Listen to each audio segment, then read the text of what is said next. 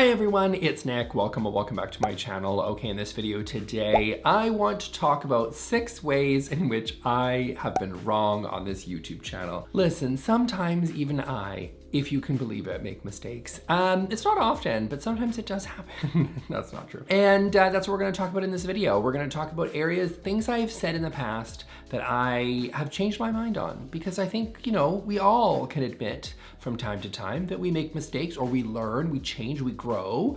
And I'm owning up to these mistakes in this video. And I'm gonna be talking about my positions that may have softened over the years. Some have not, most have not, but some have. And that's what we're gonna talk about so that we can all move forward and learn from my mistakes. Let's get going. So I actually am not wrong very often.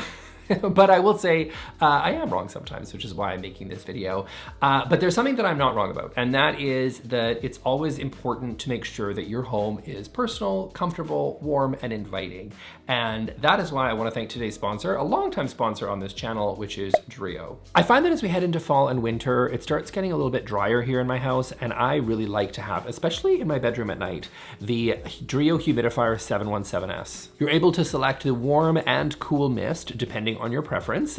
For me, with the winter months, generally the warm mist is a little bit better. I actually really like it when I'm going to bed. I really like to set the Dreo humidifier to a warm mist and nighttime mode because it really helps with sleep quality by preventing dry air from causing, you know, any skin dryness, eye irritation, and throat irritation, which the eye irritation for me is really frequent in the winter months. I don't know about you, and this really helps with that. Though I will say that the cool mist is quite refreshing during the summer months, especially when paired with AC, but I do prefer the warm mist in the winter. It's just lovely. It's like you're at a spa while you're going to bed. And I love that it has a built-in sensor to maintain the ideal humidity for you. So if you want to adjust it to your needs, you can do so with your smart control. So you've got the Dreo app, you've got Siri, Alexa, you've got Google, all the things. And you can also customize your ambient light settings, which you all know I love a soft, warm light. And I love how quiet it is. It only is 28 decibels, similar to sort of a soft whisper, so you'll never even know that it's even on. So to make sure that your home is prepped for winter, go ahead and check out the link in the description and use code NICK20 for 20% off your Dreo humidifier. Thank you, Dreo, for sponsoring this video.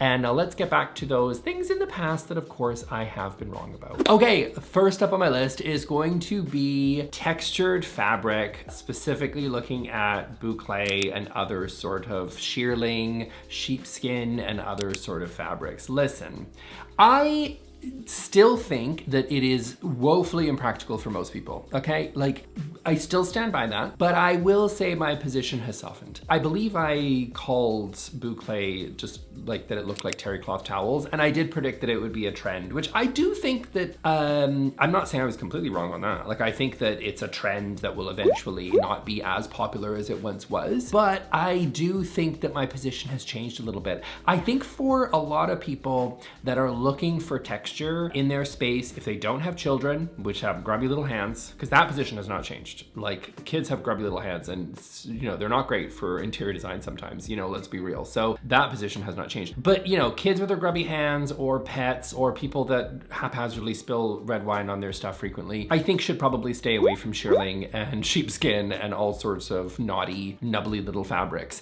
But I do think that if you can take care of your stuff and you're looking for texture, I do think that they can be beautiful. Okay, so yes, I think I was too harsh on boucle originally. I never said I completely always hated it, but I would still say that my position, maybe even actually, dare I say, I sometimes like it and would even consider pieces in my own home. I did actually have a bench in my old apartment that was made of boucle, but it was low traffic and it was just there for basically sitting to put your shoes on. And for that purpose, I do think it still really works. But I will say that a lot of these sort of furry fabric, some of them are outrageous, like that CB2 chair that looks like he's from Monsters Inc. I still think that chair is a bit ridiculous, but a lot of this other stuff is actually really beautiful because, again, if you're gonna have a beautiful side chair that makes a real interesting statement, or maybe it's something like a bench or something, and you really want something that adds a lot of texture and a lot of visual interest into a space, especially if you're leaning more towards neutrals and you are not really using color or shape to make your space feel really interesting, texture is a great way to do it, and these fabrics do nail it. Again, they might not still be for you because it might just not make practical practical sense for you in your home, but they are comfy, they are cozy, and they can be quite beautiful. So I will admit I was wrong, okay? My position has softened. Okay, next up on my list is gonna be open concept versus closed concept. I think I've been harsh on closed concept a little bit more in the past. I've defended open concept. I will say that now my position is both are great for different reasons. And it really just makes sense for different people, different homes, different ways of living. So it's not that one is good and one is bad. I think that was more kind of my position before. I tended to be a little bit harsher on traditional or a closed concept, and I just didn't think that it made sense for most people in modern living. And I do still think that open concept is wonderful. I'm actually one of the people on this platform that is even going to say that, because I think a lot of people love to hate on open concept. It's become a little bit trendy because the pendulum in design swings. We talk about that a lot on this channel. And right now it's going more towards the closed concept, but fast forward 10 years and we'll be back into open concept land. It really just kind of depends on, you know, where you're at. But I will say that I think it just depends. I think it's just now my position is I'm agnostic. Both are great for different reasons. I think if you like to entertain, I think open concept is wonderful. I think if you love to interact between all your different spaces, open concept is great. I think if you've got kids, it can make sense for people, you know, to keep an eye on them while they're in their living room and you're in the kitchen. I think that makes sense. I think they're really great. I think open concept works for a certain style of living. Closed concept also works if you prefer hosting formal dinner parties where maybe you want to have a separate space. If you're a really messy cook and you like to make sure that when you're in the kitchen, you like to cook, you don't want anybody to be able to see all your mess. It makes sense. It's great for, like, you know, smells get contained in the kitchen. It makes it easier for soundproofing, so you can have a party in the living room and somebody else can be hanging out in the kitchen and you don't necessarily have to hear each other's business all the time. So there's advantages to closed concept too. I think depending on your lifestyle, depending on what you like and how you want to use the space, both are great. And I would say that I'm now just a little bit more mindful of it depends. It depends. That's not a great answer, but honestly, that's the right one. Some things don't change though, you guys. I think I still have dog hair all over me, like I always do on this channel. I'm a hot mess. Okay, next up on my list is going to be kitchen island stools. Eek! This is a recent one because I think I mentioned that kitchen island stools are not generally used and people shouldn't have them.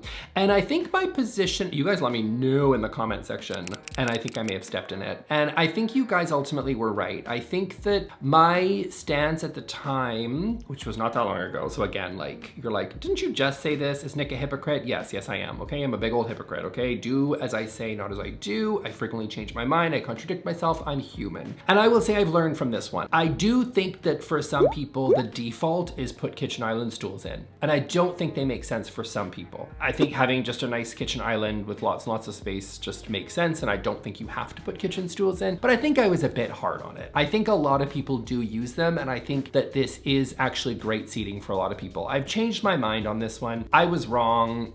Kitchen island stools definitely do have a place. Not for everybody, like I said, and they might not be for you and they might not be for me, but I do think that a lot of people use them and it can be very practical seating for a lot of people. If you've got kids and they're doing their homework at the kitchen island and while you're cooking, you want to sit and hang out with them and I don't know what you do, teach kids how to do multiplication. I don't know what the kids learn today. You know, you can do that while you're in the kitchen, you can multitask. It can be useful. It can be cluttered if you're not using them, so just be mindful of that. I think that's what I was trying to sort of say in the video, but it just came across like I hate kitchen island stools, and I don't. I think they do have a place in design. They do have a place in people's kitchens. They can be really practical, frequently used seating for a lot of people. I've evolved. Okay, next up, creating a color palette strictly by using the color wheel. I think in my first color video that I did about 7,285 years ago, YouTube wasn't even a thing back then, and I did a video on color palettes and a lot of people saw it, way more than I thought, because my channel was really small, so I did not expect it to get that many views. And so that's a thing. You make stuff on YouTube and you think no one watches it, and then everybody holds you accountable for your words, and then spoiler, people do, and then you're like, oh right, it was on the internet, I forgot that. Anyway, so I put that out there, and I think I was a little bit too strict and stuck on this idea of using the color wheel as a concept in order to teach about color theory, which I think I adhered a little bit too hard on the color wheel. I don't think that most people are actually like picking colors on a color wheel and going, I want that color, and then picking a complementary or a triadic interior color palette, blah, blah, blah, and then going and doing it. And I think I was a little bit too strict on that. that because again, I just really wanted to touch on the tool to kind of explain color theory. And I think it doesn't practically make sense for most people. I did a color palette video later that a lot less people watched, which is just how it goes here on the tubes. And that did explain a little bit more about how I think people actually choose a color palette. And again, not as many people watched it. And that one is a little bit more tied into what I believe is reality for how people choose a color palette. Most people don't whip out the color wheel, give it a good spin, pick a color, then pick the complementary color on the other side, and then head over to HomeSense. That's not what most people do. Usually you're kind of creating a more nuanced palette that, yes, does take into account lots of different colors, but it's usually a jumping off point from a piece of fabric, or maybe it's a piece of wallpaper they want to use, or it's a natural stone, and they start to use that to sort of create a palette from there, which again, I highlighted in that second video that nobody saw. And so I think that that is more practically how people create a palette. And I think I just stuck a little bit too, I was learning, okay? I was new to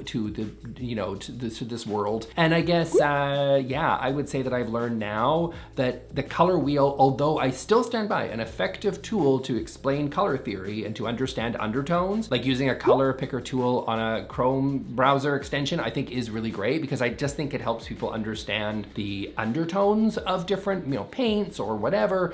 I think it's helpful, but it's by no means the be all end all for how to create a color palette. And you shouldn't just use that as your only way of creating an actual palette for an actual real home. So definitely the second video is better and you should go watch it. And I have learned over time, just like you have. Okay, next on my list, and some of you are actually gonna disagree with, you're gonna agree with old me that thought what I'm about to say, but I'm gonna say my tastes have evolved. And that is, I once said, do not ever use marble for countertops. And I will say, and again, some of you are gonna think that that's great advice. And I'm gonna say I disagree with that kind of sort of good advice. And here's why. I do actually think that marble can be, although impractical, a great natural stone choice for kitchen countertops. I also think that, again, in the nature of YouTube back in 2021, when I was just starting out, people like to see like black and white. And the reality is that you should probably talk to a stone fabricator or talk to the manufacturer or do a little bit more due diligence you're gonna get from a 7-minute YouTube video. So I think that was part of what was at play is we were talking about quartz and quartzite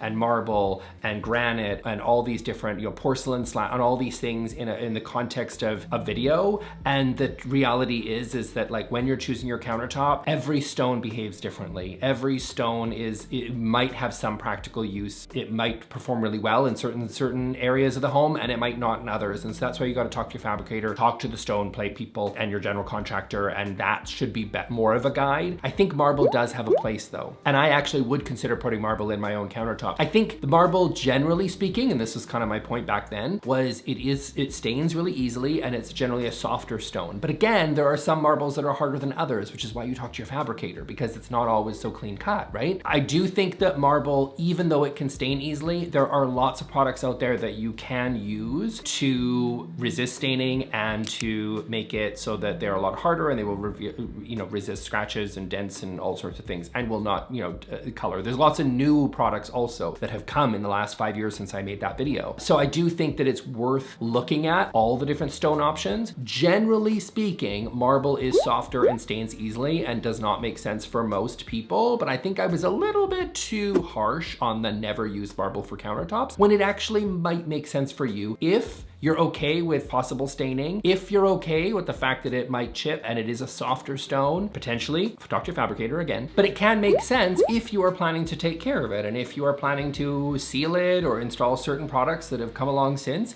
that do really help with staining and etching and all that sort of stuff. So generally speaking, kind of like boucle. It's impractical for most people, but I think the answer of no, I don't like it and I can't stand it is incorrect. It's an option for some people. Probably not you, but it's an option. Okay, and then next part that I was wrong about is Roman clay and Limewash walls. I have been wrong at various times on this issue because I've really struggled with this one. I like them, but I also think that they're impractical for most people and don't make sense. I'm also really torn on whether this is just something super, super trendy that will die in about 6 more months, or if this is timeless and something that's going to be around for years. I'm leaning more towards the former. I actually don't know how long these are going to last, but I do still think that sometimes my position has been really harsh on them. Sometimes I loved them when they first came out and I thought they were a trend I'm loving, and I think it's still really cool, but I also think at other times I've called them woefully impractical and not going to make sense for most people. I think I've been wrong because my answer is I don't really know how I feel about them. Does that make sense? Is it okay not to know? You know what I mean? Like, is it okay not to know? I will say that as I look towards my new house, I am grabbing a bunch of photos of spaces that I really enjoy, and Eden and others have pointed out that although I have said I don't want Limewash walls, they can't help but notice that a lot of the photos I choose have Limewash walls on them. I don't know how to feel. I think I have at times loved them, at times not liked them, and I think my answer is they're cute. They're cute, probably too high maintenance for me, but I do quite like them in other people's spaces, but I probably wouldn't put it in my own home. I think that's what I've settled on. I like them in other people's spaces. Good for you guys for putting them in. I don't think I could do it. I don't think I could do it. I'm not troweling on Roman clay onto my walls with like get the little trowel out there and like, I don't know. Like, it's just, I don't think that's for me. I don't think that's gonna happen, because I just think if I get tired of it, and I'm already changed my mind and flip-flopped 17 times since I started talking about them back in 2021. So yeah, am I gonna have to sit there and remove all that Roman clay off the walls? Probably, and I'm not sure. I definitely don't think that that's for me. So I think I have changed my mind so many times, I'm just gonna have to say I was wrong. I don't know how to feel about these anymore. So maybe comment and let me know what you guys think. Okay, that's it for me for today, guys. I'm gonna leave here with my second color palette video that maybe you guys actually wanna see it, because I think that's a much better way of finding a color palette for your own home than the first video I did all those years ago. So feel free to check that video out, and let this be a lesson to all of us. We can all admit that we're wrong once in a while. It doesn't happen often,